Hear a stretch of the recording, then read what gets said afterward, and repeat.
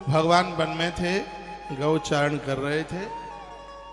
इतने में देवर्षि नारद जी का आना हो गया और नारद जी बोले कि त्वामीश्वरम स्वां श्रय आत्ममायया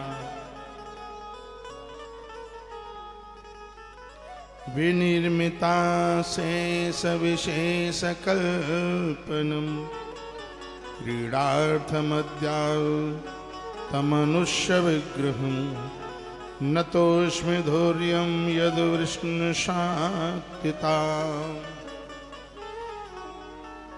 त्वामीश्वरम, भगवान ये मैं जानता हूं कि आप ईश्वर हैं। एक बार मैं फिर कहूंगा, जो पुष्कर के आसपास के लोग सुन पा रहे हैं, लगभग आरती वगैरह सब करते हुए 2 तो बजे ही जाएंगे। जो आने का मन बना रहे थे और आ नहीं पाए, मैं 3:30 बजे तक इधर हूँ और आप यहाँ पहुँचते हैं तो बड़ा अच्छा होगा। प्रसाद, भोजन प्रसाद आज तीर्थ का ले लीजिए, दवाइयाँ हैं और सामग्री है। गोमती चक्र, घर में गोमती चक्र जरूर रखो। गोमती चक्र रखने से जितनी बार इसको पूजोगे उतनी बार द्वारका यात्रा का फल मिलेगा। कौड़ी जरूर रखिए, आपके व्यापार को, घर परिवार को कोई जादू टोना टोटका कोई प्रभाव ही नहीं पड़ेगा। बच्चों को नजर नहीं लगती। अब पता नहीं आपको ध्यान है कि नहीं, पहले छोटे बच्चों को कौड़ी गले में बांध देते थे, चांदी का अर्ध चक्र और कौड़ी। ये कौड़ी की विशेषता है, फटती हुई दीवालों को रोक देती है। कैसे? क्योंकि नजर तो दीवालों को भी फाड़ देती है। तो घर में ये कौड़ी बहुत ज्यादा शुभ है। अभिमान से मुक्त आदमी रहता है। कौड़ी सालराम भगवान का महत्व रोज आपको सुनाया ही है। नर्मदेश्वर भगवान है। क्षण पादुका घर में रखिए भगवान को। एक चांदी का तुलसी वृक्ष बना ले, उसको अपने घर में रखे। कन्हैया की बांसुरी एक छोटे से पात्र में, हमारे यहाँ उसको गंगा जली कहते हैं। यादव जी जा रहे हैं आप?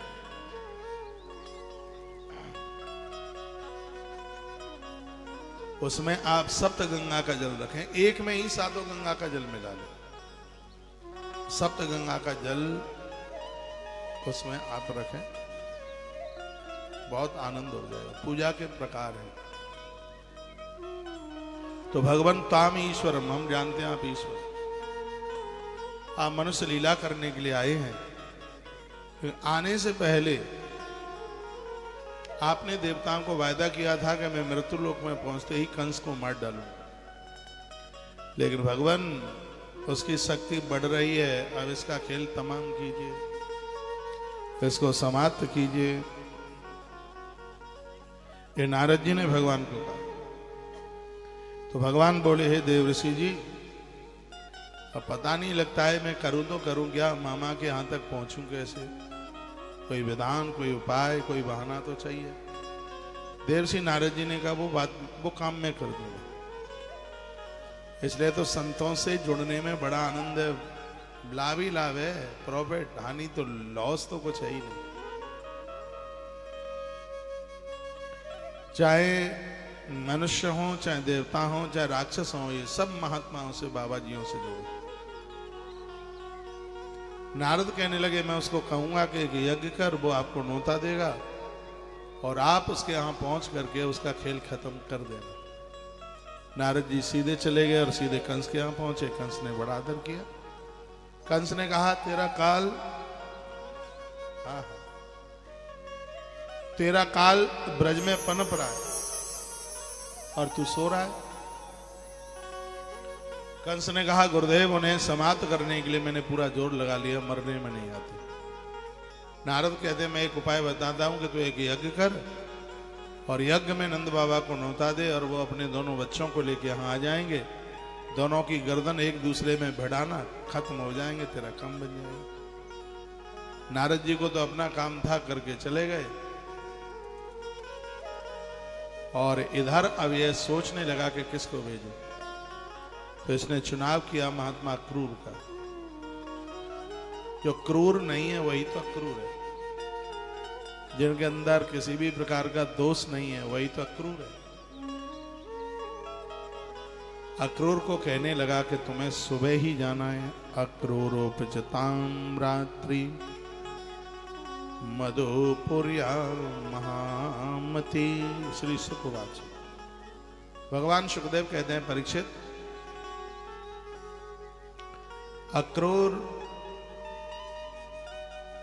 मथुरा से श्री ब्रज के लिए प्रातः की तैयारी करते हैं। ये सोच करके नहीं जाऊंगा तो ये पापी मार डालेगा, चला जाऊंगा तो कम से कम केशव देव का दर्शन तो हो जाएगा। 9 लोग ऐसे हैं जिनका विरोध करने में फायदा नहीं है। तुम जाओ, हाँ? तुम जाओ जाओ जाओ जाओ। अरे मैं बोल दूंगा, तुम जाओ। पांडाल सुना कराओगे? जाओ जाओ। भूख लगी है, वो भंडारे के लिए बुला रहे हैं। तुम पहले भोजन करोगे कि कथा सुनोगे? बताओ, है? कथा सुन लो ना पहले। कथा हवन चालू हो गया, वहां भीड़ है बहुत ज्यादा, तो थोड़ा वो उठ जाएंगे, फिर यहाँ से आपको भी भेज देंगे, ठीक है? और पूर्णावती तब होगी जब हमारे यहाँ से इशारा हो जाएगा। आप चिंता ही ना करना, सब ब्राह्मण भी बैठे हैं वहाँ पे। हाँ, तो आप चले जाओ जाओ। हाँ, आप चले जाओ। तो बाहर से भी हमारे पास लिस्ट आ गई है, और मेरे फ़ोन में आई है लिस्ट, मैंने आचार्य जी को भेज दी है। आज का दिन बड़ा पावन है, और भी जो लोग हैं, इतना बड़ा आयोजन हुआ है, उसकी पूर्णावती में, यज्ञ में और भंडारे में आपको सौभाग्य मिल रहा है। एक छोटी सी सहयोग राशि यहाँ से अनाउंस कर दी गई, 2100 रुपया। और मैं तो आपको यह कहना चाहूँगा, जो बने सो बने। आज पूर्णावती में सहयोग से बिल्कुल भी न चूकिएगा। परसों के दिन जो एक अद्भुत कार्यक्रम होने वाला है, अभी मैं आपको बोल दूंगा, हर वर्ष की भांति झुग्गी झोंपड़ी में जो हर साल जो एक राशन की व्यवस्था की जाती है, मिठाई की व्यवस्था की जाती है, अभी भी इस वर्ष भी एक बड़े पैमाने पर की गई है। 1000 रुपये का बस उसका सहयोग रखा गया है, तो उसमें भी आप जरूर जुड़ जाइएगा। हवन के नाम अभी भी आएंगे, बहुत देर तक यह कार्यक्रम यज्ञ का चलेगा, तो उन्हें भी यह सौभाग्य प्राप्त हो जाएगा। आप आराम से बैठे रहिएगा, सबको मौका मिलेगा, ठीक है? बोलिए बांके बिहारी लाल की जय हो, श्री हनुमंत बलवंत महाराज की जय हो, परम कल्याणी गौ माता की जय जय श्री राधे, जय जय श्री राधे। तो मैं निवेदन कर रहा था, 9 लोगों के साथ कभी विरोध न करें। शस्त्री मरमी प्रभसर धनी वेद बंद कवि भान सिंह। पूर्व में भी मैंने इसका व्याख्यान किया। हाथ में जो हथियार लिए हुए हैं उसका विरोध न करें। हमारे भेद को जानता है उसका विरोध न करें। जिसके नीचे नौकरी कर रहे हो उसका विरोध न करें। मूर्खों का विरोध न करें, उनके साथ न करें। धनवान लोगों का भी विरोध न करें, कब किससे कौन सी जरूरत पड़ जाए। डॉक्टर्स लोगों का भी विरोध न करें, पता नहीं कब आवश्यकता पड़ जाए। कभी पत्रकार लोगों का भी विरोध न करें, गुरु लोगों का भी विरोध न करें, ड्राइवर का भी विरोध न करें, और रसोइये का भी विरोध न करें। न वही विरोध है नहीं कल्याणा। आपके इसी अजमेर में एक बार घटना घटी थी, रसोईया ने पूज्य स्वामी दयानंद जी महाराज के प्राण ले लिए, और वह एक गड़का के साथ मिला हुआ था। जोधपुर के राजा के दरबार में स्वामी दयानंद जी महाराज पहुंचे थे,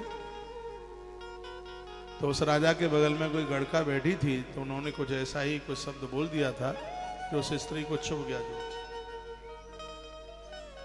वो महाराज के प्राण लेने के लिए, पूज्य स्वामी दयानंद जी महाराज जी के प्राण लेने के लिए हाजिर, और रसोइये से मिल गई। उसको पैसा पूछा, कोई बात हुई होगी। दूध में जहर डाल करके स्वामी जी को पिला दिया। यही की बात है अजमेर की। स्वामी जी को पता लग गया था कि इसने मुझे जहर दे दिया, लेकिन संत कितने दयालु। नेपाल का था वो। उसने कहा, देख ये तो ले, तू मुझसे किराया ले और जल्दी से निकल जा।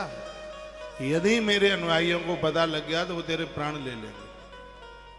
और उसको किराया और दिया और कहा कि तू यहां से निकल जा, बिल्कुल नहीं तो तेरी मौत हो जाएगी। बिल्कुल तूने तो ठीक नहीं किया है, और उसको निकाल करके वहां से, और स्वामी जी ने अपने प्राण छोड़ दिए।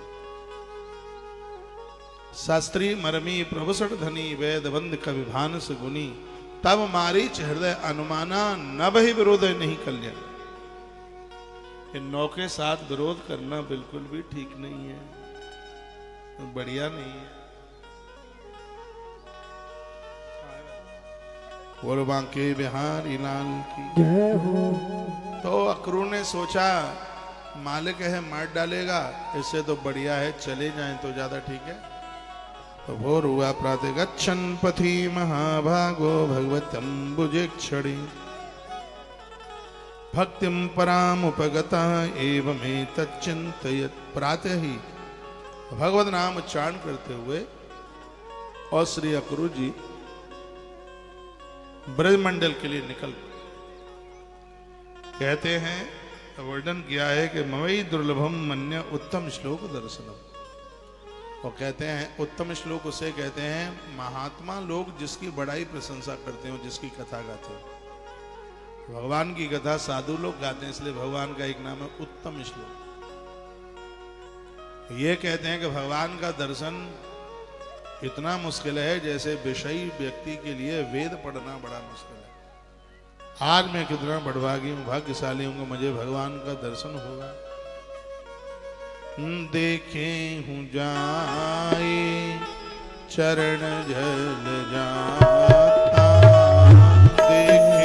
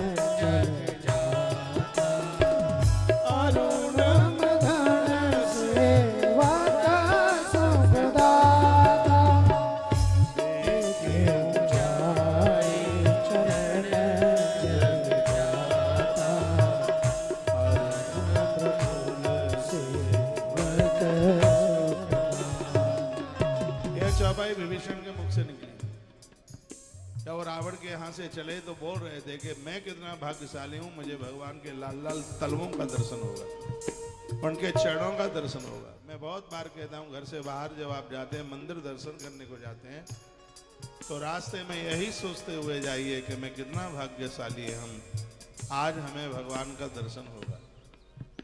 तो उस भगवत दर्शन का फल भी और ज्यादा हो जाता है, उसका पुण्य भी और ज्यादा हो जाता है। जब दर्शन के लिए जाते हैं तो फिजूल की, फालतू की, व्यर्थ की बातें नहीं की जाती। तो मन ही मन बहुत प्रसन्न होते हुए वो जा रहे थे, और उन्होंने नंदगांव में प्रवेश किया तो अपनी आंखों से देखा उन्होंने कि भैया भगवान गैया चराते हुए आए हैं। गायों को उन्होंने गोखुरक में बांधा है, गोखिरक में बांधा। ददर्श कृष्णम रामम चब्रजे गोदो हनुम गतौ। भगवान श्री कृष्ण गैया का दूध निकाल रहे थे, अपना रथ छोड़ दिया, अक्रूर दौड़ पड़े और भगवान के चरणों में गिर पड़े। प्रभु ने उठा करके खड़ा किया और पूछा, काका जी आप कैसे? आंख में आंसू थे। कहा पहले जैसा था वैसा था, लेकिन आपके दर्शन पा करके तो मैं ठीक हो गया, मैं बढ़िया हो गया, अच्छा हो गया। कृष्ण काका क्रूर को लेकर के घर गए। मैया ने बड़े प्रसन्नता पूर्वक रसोई बनाई। मैया बना रही है और कन्हैया परोस रहे हैं। आप बनाएं और आपके बच्चे परोसें, बच्चों में ऐसे संस्कार जागते हैं। ज्यादातर ऐसे होता यह है कि मैया रसोई में लगी रहती है, बेटिया फोन में मस्त रहती है। कौन आया कौन गया पता ही नहीं लगता। नहीं तो माँ जिस समय रसोई में हो उस समय बेटी को कमरे के बाहर होना चाहिए, उसकी हेल्प करे, उसका सहयोग करे। तो इन सब चीजों से असर होता है और ये सब चीजें ससुराल में काम में आती। अभी तो पापा के तो राज्य में, पापा के तो घर में, तो सब आनंद है। पानी भी माँ ही गिलास भर करके दे देती है, लेकिन ससुराल में तो फिर बड़े ताने मिलते हैं, बड़ा मुश्किल होता है। एक नया जीवन आरंभ होता है जिस समय बेटी लाडली एक ग्रस्त की सीढ़ी पर पाँव रखती, बड़ा मुश्किल होता है एडजस्ट करना। इसलिए काम करने से छोटे तो होते नहीं हैं, बच्चों को ये संस्कार दीजिए। आप बना रहे हैं, बच्चों से परोसवाइए। मैया बना रही है, कन्हैया परोस रहा है। कृष्ण ने परोसा भोजन प्रसाद। और इतने में सामने से नंद बाबा आ गए। नंद बाबा और अक्रूर की मुलाकात हुई, समाचार पूछा, और समाचार पूछते पूछते उन्होंने कह दिया, क्या मैं पूछूं? मथुरा के लोगों का तो जीवन ऐसा हो गया है जैसे रात को किसी बकरे को चने खिलाए जाए और सुबह उसके गले पर तलवार चला दी जाए। यही मथुरा का हाल है। पता नहीं कल किसको मरना होगा, किसी को पता नहीं है। जिस आताताई ने अपनी बहन के बच्चों को नहीं छोड़ा, उन्हें मार डाला, क्या कहा जा सकता है उसके लिए? कृष्ण की आंखों में आंसू आ गए बात सुनकर। कहा वसुदेव देवकी के ऊपर उसने इतना जुल्म गुजारा है। कृष्ण की आंखें भर आई। अचक से अक्रूर का हाथ लेकर के भगवान थोड़ा घर के बाहर निकल गए। रात का समय था। तब भगवान श्री कृष्ण ने अक्रूर जी को एक बात कही, और बात यह थी कि ताथा सौम्यागता कच्चित स्व स्वागतम भद्रमस्तु में। भगवान श्री कृष्ण ने उनका जो खूब स्वागत किया था शुद्ध भाव से, उन्हीं को कहने लगे, क्या मैं अपने माता पिता के हालचाल आपसे पूछूं? आज हमारा मामा ही इतना विपरीत हो गया है। काका जी, उसका समय पूरा हो गया है, उसके मरने के समय आ गए। मैं आज तक अपनी तरफ से कभी किसी को मारने के लिए नहीं गया। यह जीव कुकर्मों के द्वारा मुझे विवश करके अपने यहां बुलाता है, और इसका समय आ गया है। अब यह मेरे हाथों से बच नहीं पाएगा। भगवान ने इतना कहा, सो गए। सुबेरा हुआ, मैया मक्खन निकाल रही थी। अभी तो मैया को पता ही नहीं था कि आज कन्हैया मुझे छोड़ के जा रहा। नंद बाबा को अक्रूर जी ने कहा कि अब आप देर न करें, अपने पुत्रों को संग लेकर के आप मथुरा चले, राजा ने आपको बुलाया है। नंद बाबा प्रसन्न होने लगे कि अब हम इतने बड़े हो गए हैं, कितने बड़े राजा का न्योता आया है हमारे पास। नंद बाबा को ऐसा लगा, आनंद तो छोटा बनने में, बड़ा बनने में है ही नहीं। मन में ये बात आ गई। यशोदा को जाकर के कहा, मेहर तुझे पता है कंस का यज्ञ बहुत बड़ा यज्ञ होने को जा रहा है, उसमें देख हमारा नोतो आयो है। तू कहे तो मैं बालकन को यज्ञ में लेके जाऊं और बहुत जल्दी लेके वापस आ जाऊं। मैया ने मना कर दिया। कहा, कन्हैया बलराम मेरी आंखों के तारे हैं, इन्हें हम अपनी आंखों से ओझल देखना नहीं चाहते। नंद बाबा चले गए। कृष्ण को पता चला, श्री और भगवान श्री कृष्ण आए, मैया के गले से आकर के लिपट गए। जब बच्चों को कुछ मांगना होता है तो देखो माई बाप को कितना दुलार जैसा करते हैं, कितने सीधे, कितने भोले बन जाते हैं। कृष्ण आज मां के गले से लिपट गए और बोले, मैया मैंने आज तक देख तो सो कहूं कछु नहीं मांगो, तेने जो दयो। कृष्ण बड़े तृप्त है। मैंने आज तक तो उसको कबू कछु नहीं मांगो, तेने जो दयो वही मैंने ले रहे हो, तेने जो खिलायो वही तो हमने खाए ले। मैया आज मैं तो सू कछु मांगे के काजे आयो। मैया तेने मुझको इतना दूध पिलायो, देख ले मेरी चोटी कितनी बड़ी है गई। एक दिन कन्हैया ने कहा मैया से ग्वालिन की चोटी बहुत बड़ी है, मेरी चोटी उतनी बड़ी काहे ना है। तो मैया ने कहा कि तू खूब छिक्के दूध पिया कर, तेरी चोटी बड़ी हो जाएगी। मैया कब बढ़ेगी चोटी, एक पद गाया है ना, मैया कब बढ़ेगी चोटी। उन सब बातों को कन्हैया ने याद किया है, आंख में आंसू आ गए हैं, बोलने की हिम्मत नहीं पड़ी है। फिर भी कहते हैं मैया ऐसा हमने सुनो है कि मथुरा को राजा कोई एक बहुत बड़ा यज्ञ कर रहे हो है और बाबा बा यज्ञ में जा रहे हैं, यदि तेरी अनुमति आज्ञा हुई है तो मैया हमें भी बा यज्ञ में जाने के लिए आज्ञा दे। जब कृष्ण इतना बोला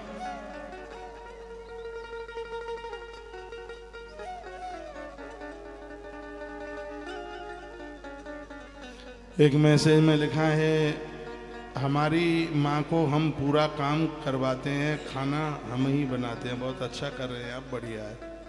हाँ, बच्चों को सेव करना चाहिए।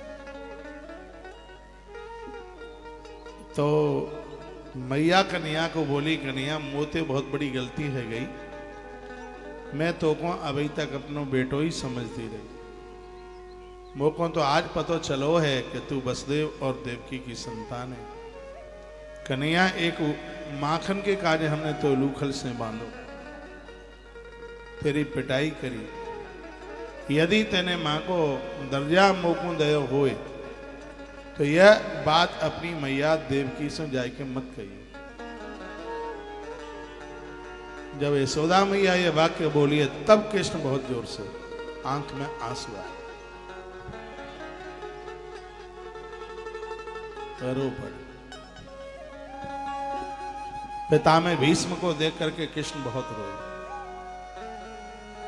श्री ब्रज को छोड़ के जा रहे हैं उस दिन भी कृष्ण बहुत ज्यादा रोए, और सुदामा की स्थिति देख करके भी भगवान कृष्ण बहुत रोए। देख सुदामा की दीन दशा, करुणा करके करुणा निधि रोए। तो करुणा निधि उस ब्राह्मण देव को देख करके बहुत रोए। जाते समय आंख में बड़े आंसू थे, मां के गले से लिपट गए और कहने लगे मैया मैं बहुत जल्दी आ जाऊंगा, मैं तेरो ही बेटा, मेरो हर नाम जा चौखट के भीतर धरो गए हो है और लोग मोको इन्हीं नामन से समझेंगे। मैया मेरो वायदा है मैं बहुत जल्दी लौट के आ जाऊंगा। और जैसे ही कृष्ण ने द्वारा कहा तो मां मूर्छित होकर के नीचे गिर पड़ी। बच्चों को स्नेह करोगे, प्रेम करोगे तो बच्चे जिंदगी के अंतिम दौरे तक छोड़ेंगे नहीं आपका साथ। छोटे छोटे बच्चे हैं, दुलार करो, स्नेह करो, उन पर पूरा ध्यान। भगवान श्री कृष्ण द्वारका भी पहुंच गए तो भी आते रहे, क्योंकि मैया ने इतना स्नेह दिया, इतना लाड़ दिया। मैया मूर्छित हो गई, रोने की आवाज बाहर तक पहुंची। नंद बाबा क्रूर आए। कन्हैया ने क्रूर जी को कहा काका जी यदि हमें ले जाना चाहते तो रथ तैयार करो। रथ तैयार है तो माता जी को जगाइए कुर्सी पर, आप ही।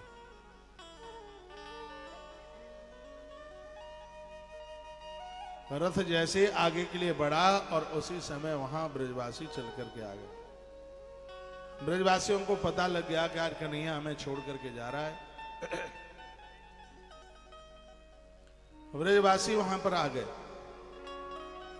कन्हैया के रथ को चारों तरफ से घेर लिया और कहा गोपाल हमने ऐसा सुना है कि भाई तू आज ब्रज मंडल को छोड़ के जा रहा है मथुरा के लिए।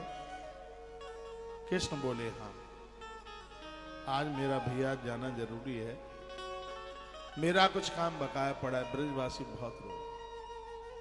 ब्रजवासियों ने कहा कृष्ण हम बहुत गरीब हैं, हम बहुत दीन हैं, हमारे पास कुछ भी नहीं है खाने को, लेकिन जब से तू हमें मिला है तब से हमने डंका बजा के कहा है कि हमसे अमीर कोई दूसरा नहीं है, क्योंकि हमारे पास नंद का बालक है, हम सबके बिना रह सकते हैं, माधव हम तेरे बिना नहीं रह सकते। मत जावे संवरिया छोड़ जिए कैसे तेरे बिना, जब जब याद तेरी हमें आवे, सोच सोच के जिया घबरावे, कैसे बांधेंगे धीर समरिया, कैसे बांधेंगे धीर, मत जावे समरिया छोड़ जिए कैसे तेरे, मत जावे मत जावे समरिया छोड़। गोपियां भी रो रही, पूरा ब्रजमंडल रो रहा था, सबकी आंख में आंसू पात हो रहा। बताते हैं कि कृष्ण के जाते समय पेड़ मोम की तरफ पिघल गए, यमुना मैया रो रही थी और सबके मुंह से यही आवाज निकल रही थी, गोविंद कृष्ण हमें छोड़ करके मन जाओ।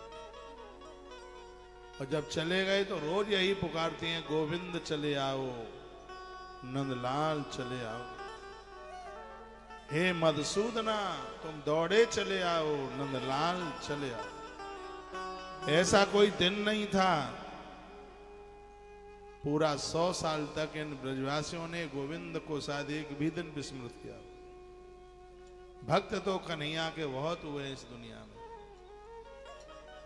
लेकिन मीरा के आंसू, ब्रजवासियों की पुकार, यशोदा का वात्सल्य,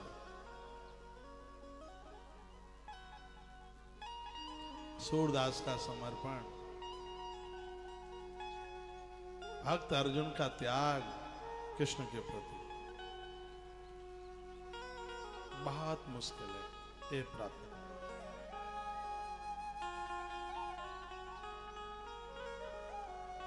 ब्रजवासी कहने लगे, कन्हैया एक दिन तेरे पांव में कांटा लग गया, हमने तो ये बात कही हम तो गरीब लोग हैं, तू नंदराज का छोरा है, बालक है, तो तू तो जूती चप्पल पहन सकता है। कृष्ण ने कहा मेरी प्रतिज्ञा है जब तक मेरे ब्रजवासियों के पांव में जूते चप्पल नहीं होंगे तब तक मैं नहीं पहनूंगा।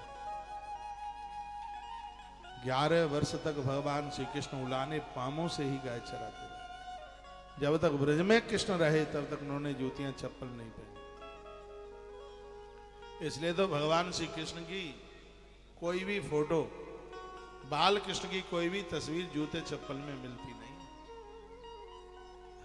तो सांवरिया बन गए होंगे तब की हो सकती है जूतियां पांव में, लेकिन जब तक वो ब्रज में रहे हैं, वो द्वारकाधीश बन गए होंगे तब पहन लिए होंगे, लेकिन जब तक वो श्री ब्रज में रहे हैं हर जगह भगवान की तस्वीर रुलाने पाम ही दिखाई देती।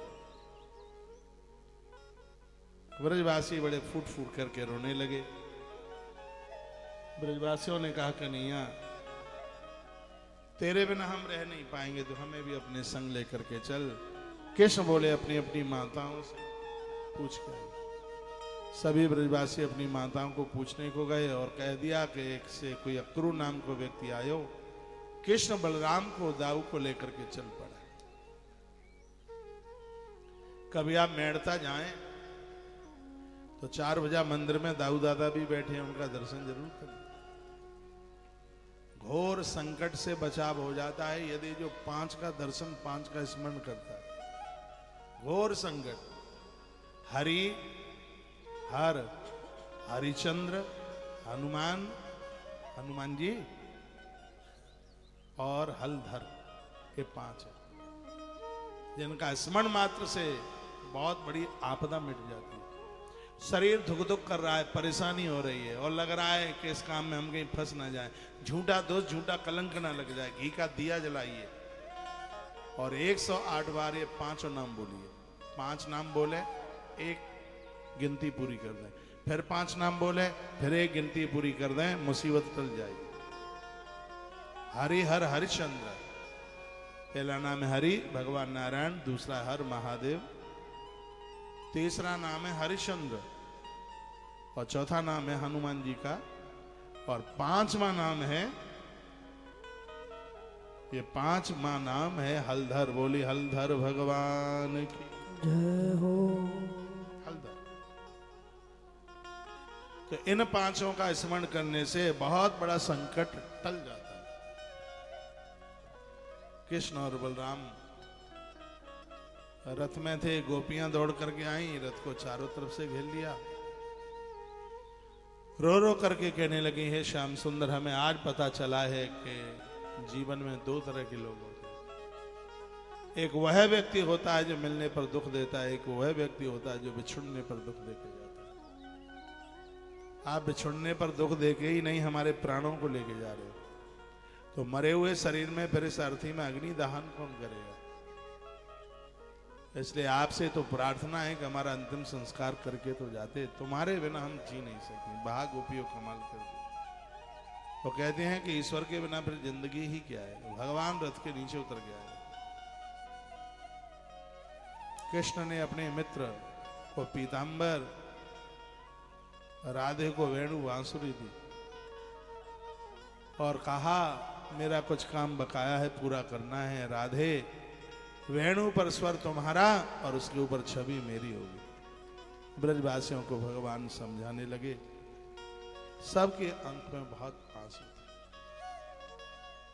जीवन ऐसा जीना, हम किसी के बीच में से निकलें तो लोगों की आंख में आंसू हो हमारे लिए, दुनिया रो पड़े हमारे लिए।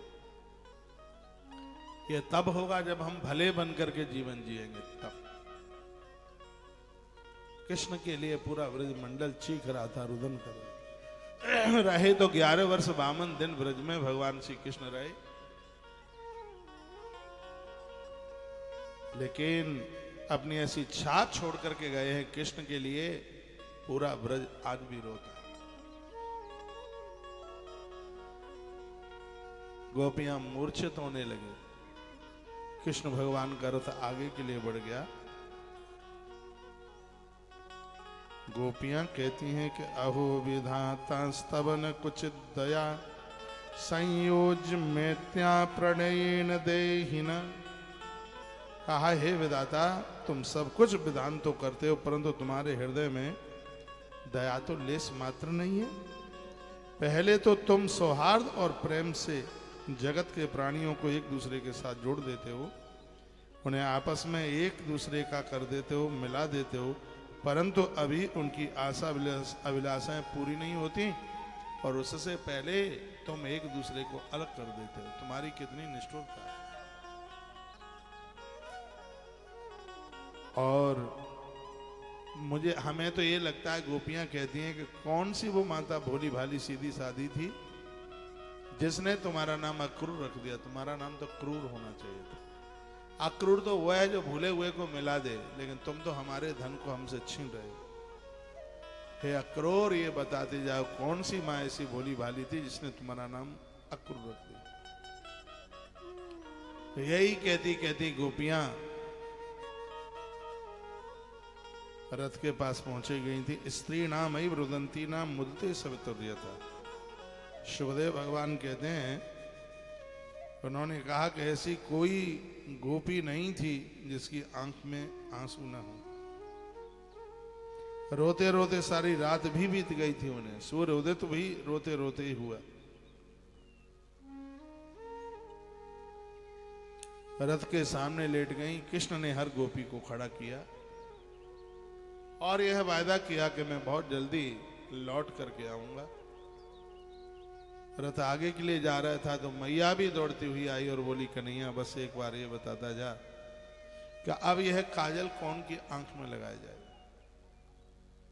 अब मैं किसके लिए मक्खन निकालूंगी।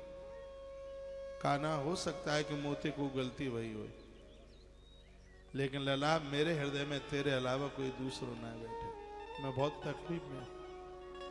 जैसे तैसे तो महादेव ने हमें बेटा दिया, और आज उस बेटे को महादेव मुझसे अलग कर रहे हैं, तो ये मुझसे सहन नहीं होता।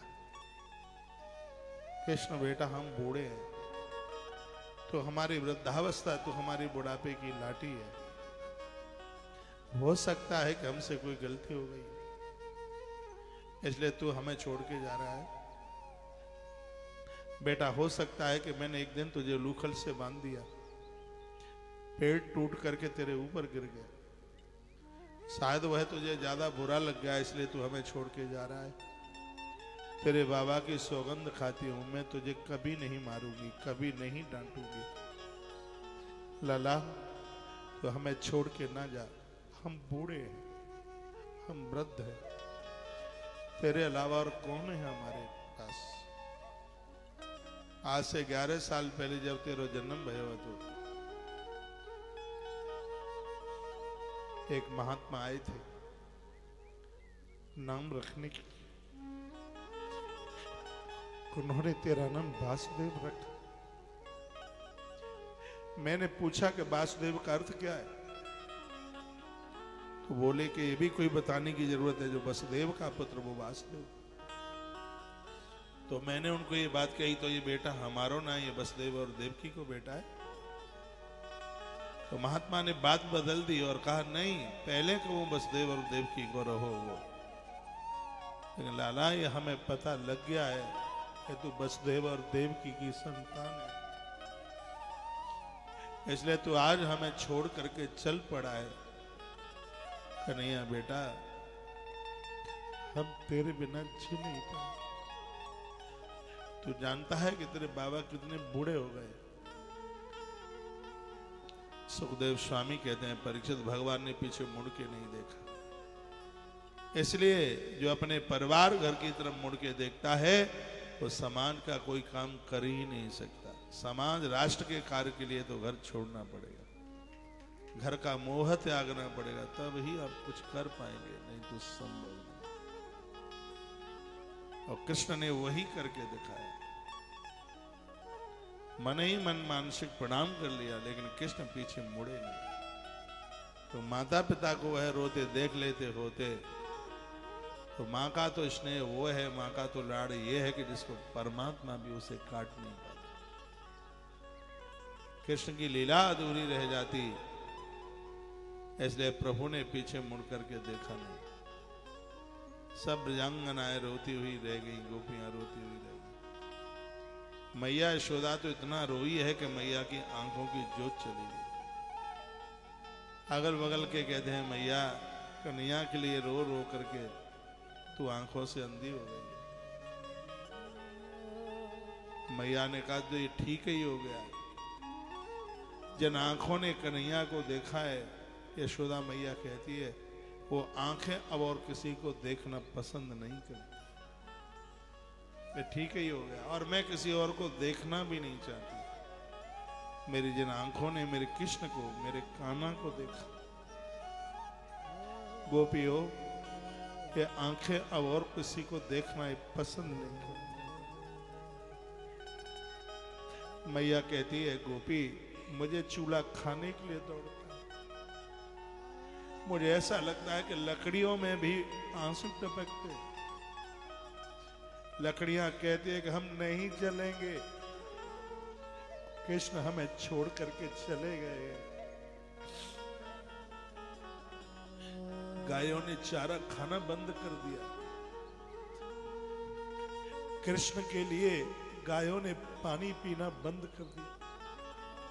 यमुना के किनारे पर गौवंश खड़ा है, पानी की तरफ गैया देखती है, कहीं से कन्हैया की बांसुरी सुनने को मिलेगी, कहीं से कान्हा दौड़ते हुए आ रहे होंगे। जिस कृष्ण के लिए बस पंछी भी इतने बेचैन हैं, आप विचार कीजिएगा कि मानव की क्या स्थिति रही होगी। गोपियां तो इतनी वीरान हो गई, गोपियों ने अपने घर जाना बंद कर दिया। गोपियों ने सेवा कुंज और निधिवन में अपना जीवन निकाल दिया, अपना जीवन छोड़।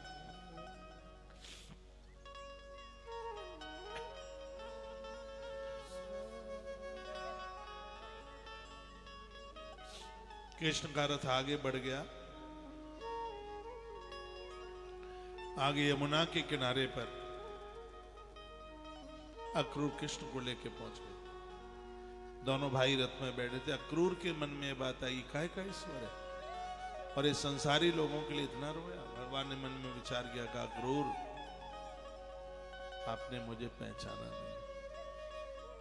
जैसे ही अक्रूर जी ने यमुना जी में डुबकी लगाई, उसी समय भगवान ने दिखा दिया। चतुर्भुज रूप से भगवान यमुना के जल के अंदर थे। बाहर देखा तो वही रथ में बैठे हुए थे। स्वयं बलराम जी शेष के रूप में यमुना जी के अंदर, और बाहर देखा तो वो रथ में बैठे हुए थे। भूल समझ में आ गई। तस्यो संग घन श्यामा पीत कौशवासी। भूल समझ में आ गई और भगवान के चरणों में अक्रूर गिर पड़े और कहने लगे, न तो स्महम तो अखिले तो हे तुम नारायणम पुरुषमद्यमव्ययम यन्ना विजाता दरविंद कोशात ब्रह्मा विरासीद यदेश लोका। कहा, भगवान क्षमा कर दो, आप संपूर्ण प्रकृति के मालिक हैं, कारण हैं। आप ही अविनाशी पुरुषोत्तम नारायण हैं। आपके ही नाभि कमल से उन ब्रह्मा जी का आविर्भाव हुआ है जिन ब्रह्मा जी ने पूरी दुनिया बना के तैयार की। ब्रह्मा दुनिया को बनाते हैं, ब्रह्मा को आप बनाते हैं। ब्रह्मा विरासी यत ये श्लोक है। मैं आपके चरणों में नमस्कार करता हूं जिन्होंने इस चराचर जगत की सृष्टि की है, उनके भी आप मालिक हैं। पृथ्वी जल अग्नि वायु आकाश अहंकार मह तत्व प्रकृति पुरुष मन इंद्रिय संपूर्ण इंद्रियों के विषय और उनके अधिष्ठाता देवता, यह सब चराचर जगत तथा उसके व्यवहार के कारण सिर्फ और सिर्फ आप ही हैं। आप भूस्तोम अग्नि पवन खमादि महान अजार्द मन इंद्रियाणी सर्वेन्द्रियार्था विद्वाश सर्वे यही हेतु वश्य जगतुंग भूता। इस सब के मालिक आप हैं। ये सब कुछ आपसे बना है और नष्ट होने के बाद सब आप में ही लीन हो जाएगा। आपसे अलग कुछ भी नहीं है। इस प्रकार से अक्रूर जी ने भगवान की स्तुति करी। कंस का एक बगीचा था जिसका नाम था यमुना बाग।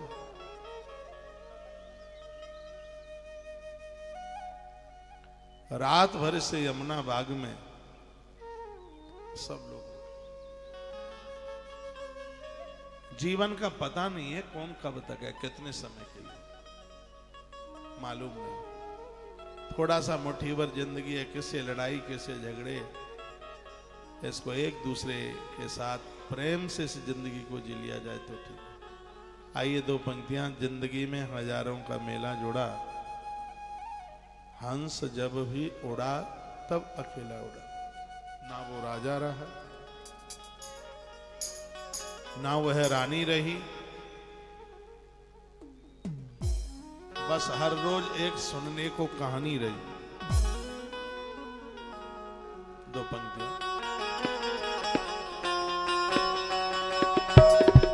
जिंदगी में हजारों का मेला जुड़ा, हंस जब जब उड़ा तब अकेला उड़ा। जिंदगी में हजारों का मेला जुड़ा, हंस जब जब उड़ा तब अकेला उड़ा।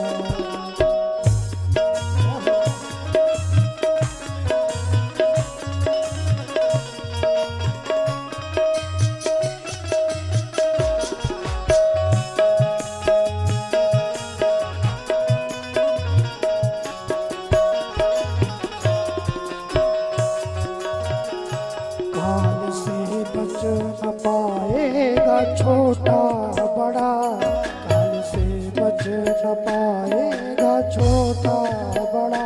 हंस जब जब उड़ा तब अकेला उड़ा। जिंदगी में हजारों का मेला जुड़ा, हंस जब जब उड़ा तब अकेला उड़ा।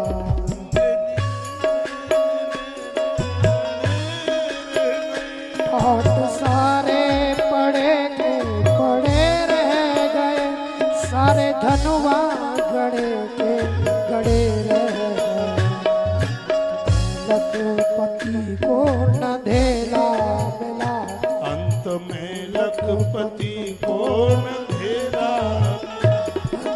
जब जब उड़ा तब अकेला। जिंदगी में हजारों कबीला जुड़ा, जब जब उड़ा तब अकेला उड़ा।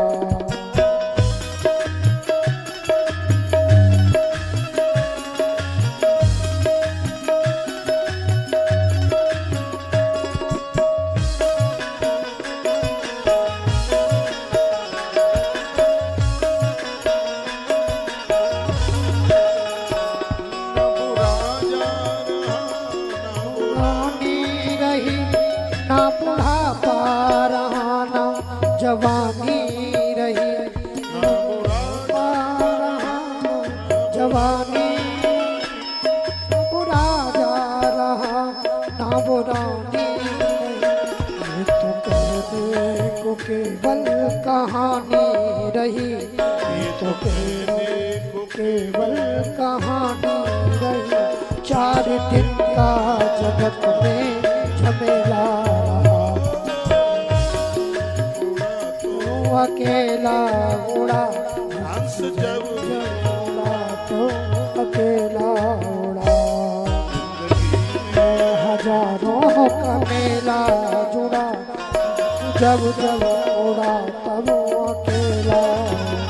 काल से बच न पाएगा छोटा बड़ा, हंस जब जब उड़ा तब अकेला उड़ा। बेबसों को सताने से क्या फायदा, झूठे अपजस कमाने से क्या फायदा। बेबसों को सताने से क्या फायदा, झूठे अपजस कमाने से क्या फायदा। दिल किसी का दुखाने से क्या फायदा, किसी का दुखाने से क्या फायदा। नीम के संग जैसे करेला जुड़ा, जब जब उड़ा तब अकेला उड़ा। हंस जब जब उड़ा तब अकेला उड़ा। जय हो।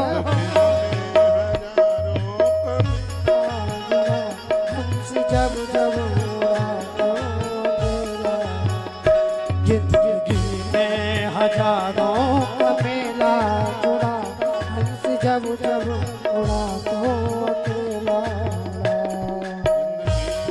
हजारों का मेला जुड़ा, हंस जब जब उड़ा तो अकेला उड़ा। हजारों का मेला हंस जब जब उड़ा तो अकेला। जिंदगी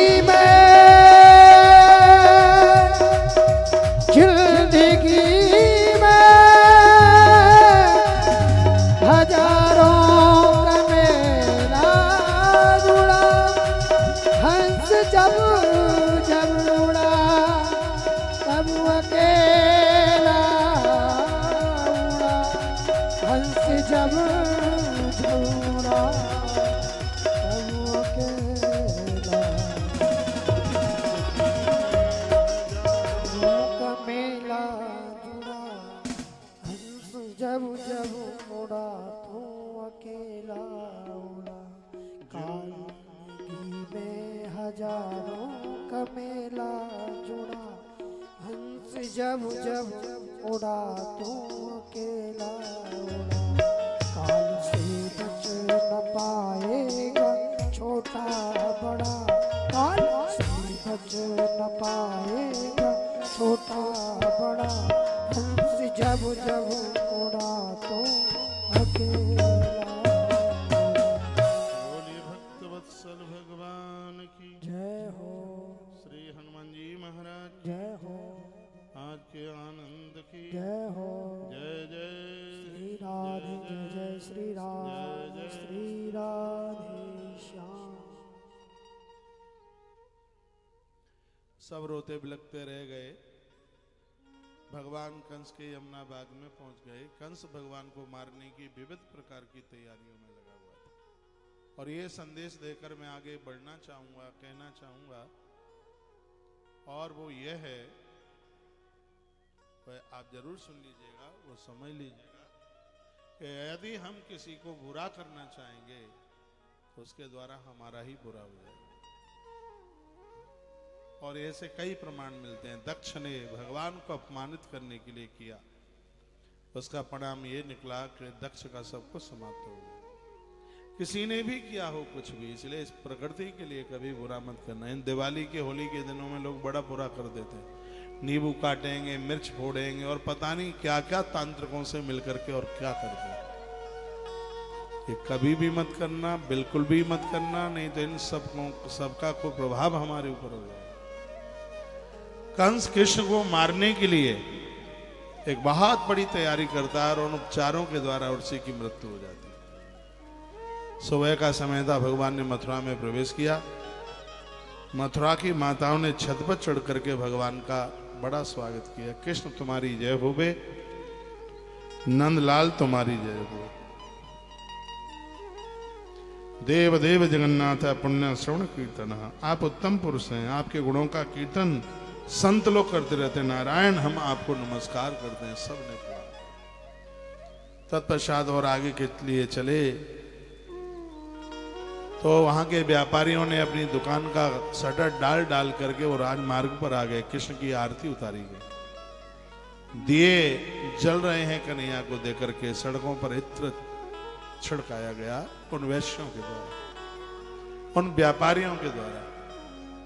भगवान ने कहा मांगिए तुम्हें कुछ चाहिए तो। इन्होंने कहा प्रभु आप हमारे ऊपर कृपा करना अपनी गृहिणी लक्ष्मी के साथ। भगवान ने कहा ऐसा ही होगा। वैसे भाइयों को भगवान का बड़ा वरदान मिल गया। बताते हैं कि ब्राह्मण के चरण में लक्ष्मी है, चरण में। वैसे के मस्तिष्क में लक्ष्मी का वास।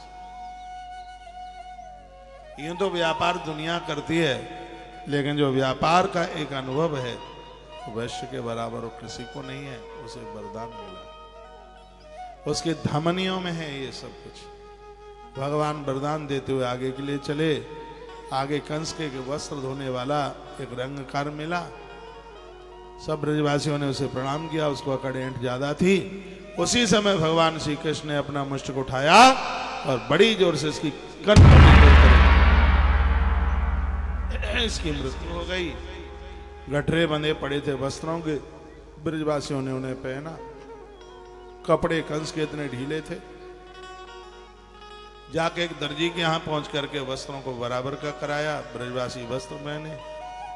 फिर कहा कन्हैया सब आनंद है, लेकिन माथे पे चंदन लगाए हुए के कार्य मिल जा तो बहुत अच्छा हो। तो आगे चले तो एक त्रिभंगी औरत सामने से दिखाई दी जो 3 जगह से टेढ़ी थी। ये जीव वही है जो 3 जगह से टेढ़ा है, कामी है, क्रोधी और लोभी है। 3 दोष उसी के अंदर भरे पड़े हैं। त्रिभंगी औरत सामने से आई, कृष्ण ने उसे प्रणाम किया।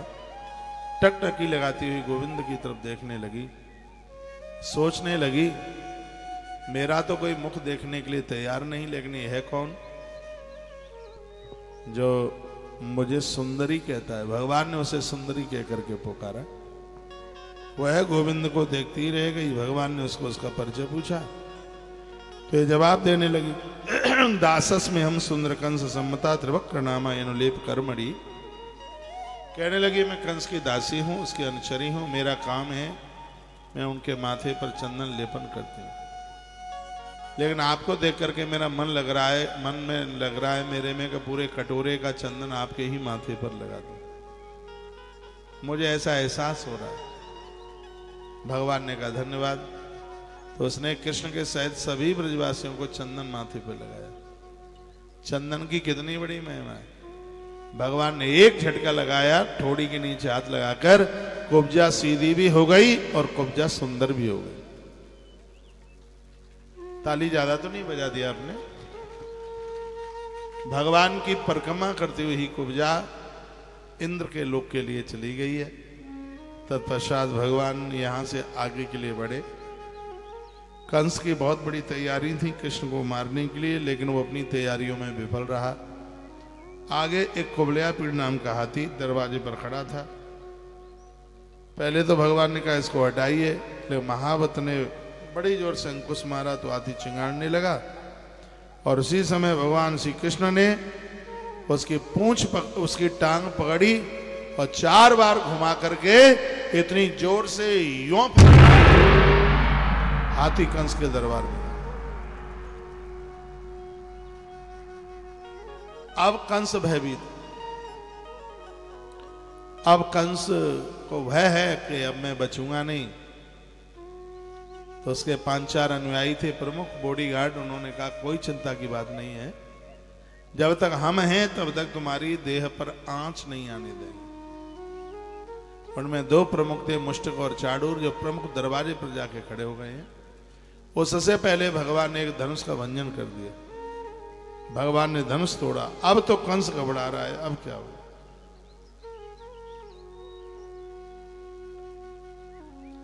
बोले बांके बिहारी लाल की, श्री हनुमंत बलवंत महाराज की जय जय श्री राधेश। तो मुष्टिक और चाडूर दोनों ने कहा राजा साहब जब तक हम हैं आपके ऊपर हम आंच नहीं आने देंगे। तो प्रमुख जगह पर वो दोनों खड़े हो गए। इतने में कृष्ण बलराम पहुंचे और कहा हटिए मामा के यहाँ जाना है। मल युद्ध होने लगा। दोनों भाइयों ने दोनों पहलवानों को नीचे पटका और फिर उठाया, कान के ऊपर से उठा करके ऊपर से यूं दोनों के दोनों प्राणांत हो गए। बता दें कंस के बराबर जिनमें ताकत थी। कृष्ण और बलराम ने दोनों को धराशायी कर दिया। अब कंस भयभीत हो गया, मैं नहीं बच सकता। भगवान रंग भूमि में पाम रखते हैं तो वर्णन किया गया कि जिसने गोविंद को जिस दृष्टि से देखा परमात्मा ने आज उसी हिसाब से दर्शन दे दिया। मल्ला नाम से नाम नरवरा स्त्री नाम स्मरो मूर्तिमान गोपानाम सुजनो सताम छित भुजाम शास्ता स्वपित्रो शिशु। पहलवानों ने भगवान को पहलवान की दृष्टि से देखा, बूढ़ी माताओं ने भगवान को पुत्र के रूप में देखा। सीधी सी बात है, जिनकी रही भावना जैसी। आगे कैसे हा? जिनकी रही भावना जैसी प्रभु मूरत देखी तिन कैसी। अच्छा, प्रभु मूर्ति देखी तिन कैसी। कैसे भूल रहे हैं हम चौपाई, जिनकी रही भावना जैसी। लेकिन आप तो बोलते हैं जाकी रही भावना जैसी। रामचरित मानस के बालकांड की चौपाई है, जब भगवान प्रभु श्री राम जी मिथिला पहुंचे हैं धनुष यज्ञ में, तो जाकी रही भावना जैसी नहीं है, जिनकी रही भावना जैसी और प्रभु मूरत देखी तिन तैसी। चौपाई भूला तो नहीं हूं मैं, पर मैं आपको टटोल लेता हूं, क्या ये आपको भी याद है? जिनकी रही भावना जैसी प्रभु मूरत देखी तिन तैसी। जिनकी जैसी भावना, मंदिर में आप जिस भावना को लेके जाओगे मंदिर का भगवान हमें उसी प्रकार से दर्शन दे। सात्विक बन करके जाइए मंदिर में, भक्त बन करके आइए जाइए, फिर भगवान का दर्शन भी बड़ा अद्भुत होगा। तो मल्ला नाम सनिनाम निर्वरा स्त्री नाम स्मरो मूर्तिमान गोपी नाम सुजनो सताम चितभुजाम शास्ताम स्वपित्रो शिशु। हे परीक्षित, भगवान श्री कृष्ण और बलराम दोनों के हाथ में कुबलया पीड़ के बड़े बड़े दांत थे। और जिस समय भगवान श्री कृष्ण बलराम जी के साथ रंग भूमि में पधारे, उस समय वो पहलवानों को वज्र कठोर शरीर, साधारण मनुष्यों को नर रत्न, स्त्रियों को मूर्तिमान कामदेव, गोपियों को स्वजन और दुष्ट राजाओं को भगवान अपने काल के रूप में दिखाई दिए। तो जाकी जैसी भावना होगी भगवान उसको वैसे ही कृतार्थ करते हैं। तो कंस तो बड़ा भयभीत है, कंस तो बड़ा घबराया हुआ है, तो दौड़कर ऊंचे से मचान पर जाकर के बैठे। भगवान मुस्कुराते हुए आगे गए। भीड़ भारी थी रंगभूमि में, पर वो ठीक सामने पहुंच गए और कहा मामा जी बहुत ऊंचे बैठे हो, तो तुम ये सोच रहे हो कि अपराध करके पाप करके तुम हमसे बच जाओगे? यहाँ की सरकार से लोग बच सकते हैं, देश छोड़ के दूसरे देश चले जाएंगे अपराध करके, लेकिन उस प्रशासक से नहीं बच पाएगा कोई भी, ये कथा कहती है। कहीं भी चला जाए दौड़ के बच नहीं पाएगा। भगवान ने कहा अच्छा इतने ऊंचे बैठ गए हो तो इसका अर्थ तुम ये समझ रहे हो कि तुम मुझसे बच जाओगे। भले ही मेरी आयु में तुम कितने भी बड़े हो, भले ही मैं छोटा सा बालक हूं, लेकिन याद रखना मेरा जन्म तुम जैसे भूतों के लिए हुआ है, तुम जैसे अपराधियों के लिए हुआ है। ये धार कंस, जिस समय भगवान श्री कृष्ण ने एक ललकार लगाई, वो जमाने में पहली बार ये घटना घटी थी कि 11 वर्ष के बालक ने उस राजा को चेतावनी दे दी है जिसके दरवाजे पर राजा हाजिरी लगा दी। जरासंध शिशुपाल जैसे राजा जिसकी देहली पर मत्था टेकने के लिए आते थे। कंस का इतना बड़ा बोलबाला था। बताते हैं कंस को देख करके देवता भी उसके सन्मुख आते नहीं थे। और आज उस कंस को भगवान दामोदर ने चुनौती दे दी, भगवान श्री कृष्ण ने चुनौती दे दी और कहा इधर ऊंचे से मचान पर बैठ करके तू ये समझता है कि तू बच जाएगा। ए मेरे हत्यारे, सौगंध महादेव, आज भोलेनाथ भी सामने आए, मेरे इष्ट हैं, मेरे देव हैं, मेरे भगवान हैं, उनके चरण पकड़ करके तेरी मौत मांग ली। आज तू मेरे हाथों से निकल नहीं पाएगा। भाग! इतने में भगवान श्री कृष्ण ने बड़ी जोर से छला और ऊंचे से मंच पर बैठे हुए कंस की चोटी को बड़ी जोर से पकड़ लिया। पगड़ी भी कितनी समझदार है, पहले से लुढ़क ली है। भगवान ने बड़ी जोर से उसके चोटी केसों को पकड़ा और खींचना शुरू कर दिया। ये कहता है अरे बालक छोड़ छोड़, केसों में लगती है जोर से। तूने कहा धौर पापी, आज पता लगाए तुझे केसों में लगती है। आज से 11 वर्ष पूर्व जिस समय मेरी मां की विदाई हो रही थी, क्या उस समय तुझे पता नहीं था? भरी सभा में, चौराहे पर, लोगों के मध्य में मेरी मां को कष्ट देने वाले धूर्त, मेरे भाइयों के हत्यारे, आज तू नहीं निकल पाएगा। उसी समय भगवान गोविंद ने कंस की चोटी पकड़ी, घुमा करके पछिटते हुए ऊपर से नीचे लेकर के आए, भरे दरबार में कई बार घुमाया और बड़ी जोर से प्रभु श्री कृष्ण ने कंस की पीठ के ऊपर बड़ी जोर से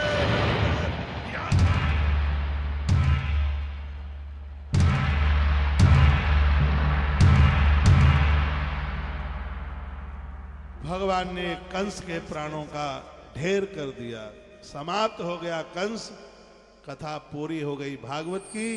राम कथा में रावण मरे तो राम कथा पूरी, भागवत में कंस मरे तो कृष्ण कथा